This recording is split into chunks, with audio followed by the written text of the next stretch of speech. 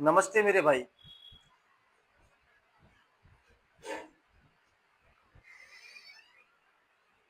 देखिए, जैसा हमने लास्ट क्लास में सीरीज कॉम्बिनेशन ऑफ रेजिस्टर्स को स्टडी किया था और हमने फॉर्मूला ड्राइव किया था R equal to R1 plus R2 plus R3। ठीक है, इसी तरीके से आज हम क्या करेंगे, हम रेजिस्टर्स को कनेक्ट करेंगे in the form of parallel. ठीक है, पैरेलल फॉर्म में उनको कनेक्ट करेंगे और उससे आपको नेट रेजिस्टेंस क्या मिलता है, उसके लिए क्या फॉर्मूला मिलता है। ठीक है, जिससे आप किसी भी एक ऐसे सर्किट का जिसमें आपने रजिस्टर्स को पैरेलल फॉर्म में कनेक्ट किया है, उससे आपको क्या रेजिस्टेंस नेट रेजिस्टेंस मिलता है, वो आज हम कैलकुलेट करेंगे। ठीक है, तो आज का जो हमारा टॉपिक है वो है parallel parallel combination parallel combination of resistors parallel combination of resistors, ये आज का हमारा टॉपिक रहने वाला है। इसमें क्या होता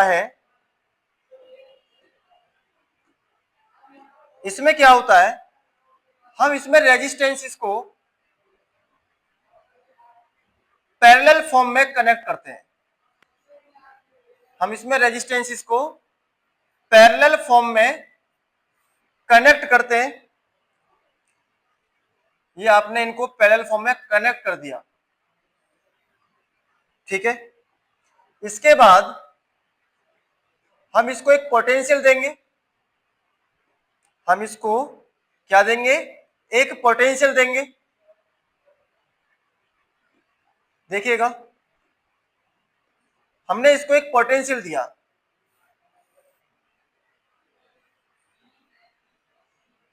पोटेंशियल यहां पर आपने मान लिया पॉजिटिव टर्मिनल और ये आपने मान लिया यहां पर नेगेटिव टर्मिनल।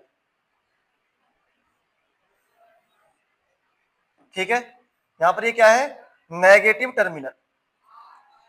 इसमें आपने V वोल्टेज की, V पोटेंशियल की एक बैटरी को कनेक्ट किया है, जहां से एक चार्ज यहां से फ्लो होगा पॉजिटिव टू नेगेटिव, यानी करंट यहां से जाएगा I।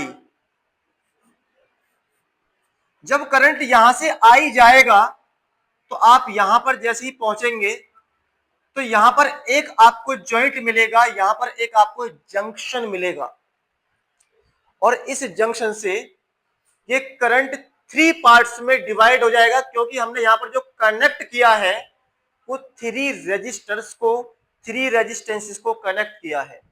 ठीक है, 3 रेजिस्टेंसेस को कनेक्ट किया है, 3 रेजिस्टेंसेस को कनेक्ट किया है। तो इस पार्ट में कुछ अलग करंट जाएगा, इस पार्ट में कुछ अलग करंट जाएगा और इस पार्ट में कुछ अलग करंट जाएगा। तो यहां पर मैंने मान लिया कि जो करंट जा रहा है वो I1 है, इसमें I2 है और इसमें I3 है, और ये मान लिया आपने यहां पर जो रेजिस्टेंस है वो R1 है, ये R2 है, ये R3 है।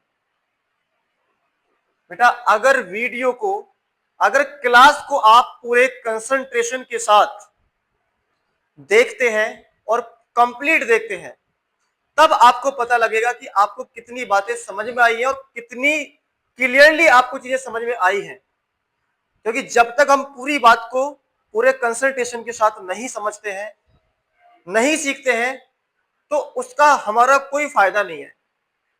ठीक है, यहां पर आपने R1, R2 और R3 को ले लिया, यानी 3 रेजिस्टेंसेस को आपने यहां पर ले लिया।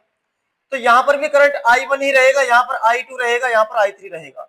लेकिन इसके बाद यहां पर फिर ये तीनों करंट्स मिलकर के एक ही करंट प्रोवाइड करेंगे, जो कि होगा I। लेकिन इतने पार्ट में का अगर हम यहां से नेट करंट फाइंड आउट करें, तो ये जो हम फाइंड आउट करेंगे वो कैसे करेंगे? नेट को फाइंड आउट करने के लिए हमें इन तीनों के तीनों करंट्स को क्या करना पड़ेगा? ऐड करना पड़ेगा। क्या करना पड़ेगा? ऐड करना पड़ेगा। आपने यहां पर इन तीनों करंट्स को क्या कर दिया? ऐड कर दिया, तो आपको यहां से नेट करंट मिल जाएगा। अब when we are talking about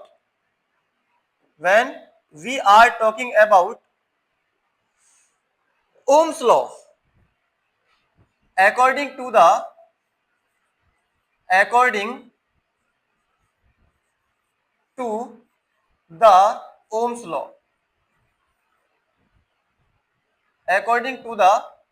Ohm's law, we know that V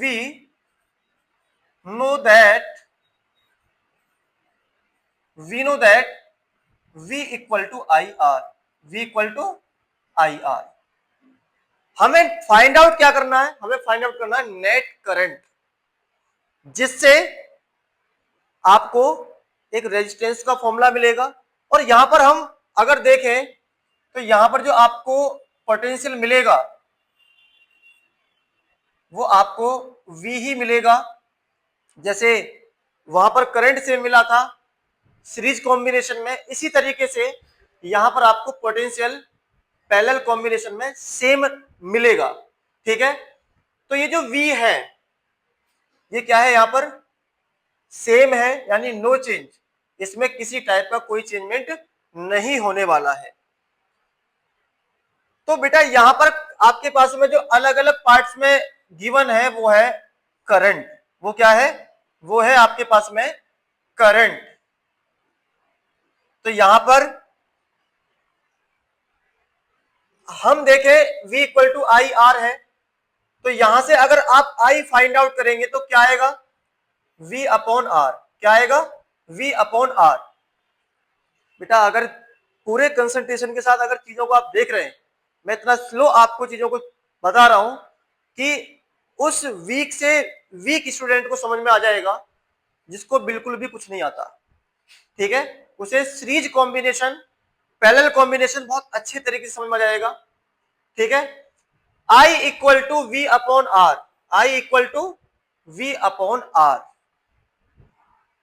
तो बेटा यहां पर अगर हम I1 फाइंड आउट करें तो I1 कितना हो जाएगा? V तो आपका सेम रहने वाला है, V अपॉन हो जाएगा ये R1। सिमिलरली इसी टाइप से अगर यहां पर आप फाइंड आउट करते हैं I2, तो ये भी कितना होगा? ये भी आपके पास में होगा I2 equal to V upon R2। And अगर हम I3 की बात करते हैं तो ये जो आपका रहने वाला है I3 equal to V upon R3, V upon R3। अब नेट करंट आपको कैसे फाइंड आउट करना है? इन तीनों को प्लस करके।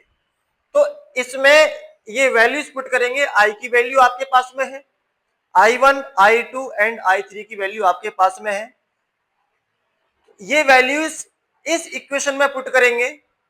ठीक है, I इक्वल टू क्या है? V upon R. क्या है? V upon R equal to I1 कितना है? V upon R1, V upon R1 plus I2 कितना है? V upon R2 plus V3 कितना है? V upon R3। अब यहां से आप देखेंगे V अपॉन R इक्वल, इस पार्ट में अगर आप देखें तो इसमें V, V, V तीनों पार्ट्स में है, तो V को हम क्या कर सकते हैं? यहां पर कॉमन निकाल सकते हैं। बचेगा क्या आपके पास में? 1 upon R1 plus 1 upon R2 plus 1 upon R3 plus 1 upon R3। तो यहां पर ये V से V कैंसिल आउट हो जाएगा, V से V कैंसिल आउट हो गया। बचा जो है आपके पास में वो क्या बचा है? 1 upon R equal 1 upon R1 plus 1 upon R2 plus 1/r3, 1/r3। आशा करता हूं ये बातें आपको बहुत इजी वे में मैंने आपको बताई है और आपको समझ में आई है। तो पैरेलल कॉम्बिनेशन में हम जब रेजिस्टर्स को कनेक्ट करते हैं और जब इसे आप वी पोटेंशियल का सोर्स प्रोवाइड कराते हैं, उस कंडीशन में नेट रेजिस्टेंस यहां से आप कैसे फाइंड आउट करते हैं, तो आपके पास में यहां पर ये डायरेक्ट फॉर्मूला आ चुका है। इस फॉर्मूले की हेल्प से किसी भी उस सर्किट का जिसमें पैरेलल कॉम्बिनेशन में रेजिस्टेंस इसको कनेक्ट किया गया है, उसको आप यहां से फाइंड आउट कर सकते हैं। फॉर्मूला आपके पास में है 1/r equal 1/r1 plus 1/r2 plus 1/r3। ठीक है, आशा करता हूं क्लास आपको समझ में आई है। इसी बात पर वीडियो आपको कैसी लगी है, लाइक करें, सब्सक्राइब करें और ऑल नोटिफिकेशन के बेल आइकन को दबाएं ताकि आने वाली हर एक क्लास का नोटिफिकेशन आपको मिल सके। ठीक है, आज के लिए